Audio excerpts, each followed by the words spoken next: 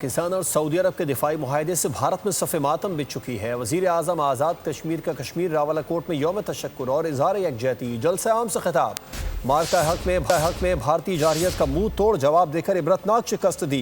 मजीद कहा, भारत ने दोबारा जारहियत की तो पहले से बढ़कर भरपूर जवाब देंगे।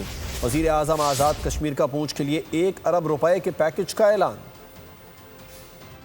जिस दिन से यह मुआहदा हुआ है, हिंदुस्तान के तजिया निगारों के चेहरों पर मौत की सफेदी तारी हो गई है। तो अगर तुम्हारा शौक अभी बाकी है तो अभी तुम्हारी तैयारों की गिनती पूरी नहीं हुई। इंशाल्लाह इस दफा तुम्हें दोबारा तुम्हारे घर के अंदर घुस के मारेंगे।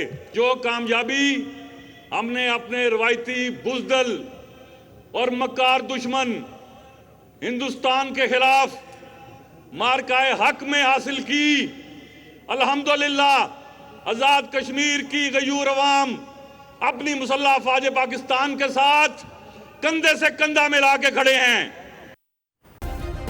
सब्सक्राइब करें और बेल दबाएं ताकि कोई खबर रह न जाए।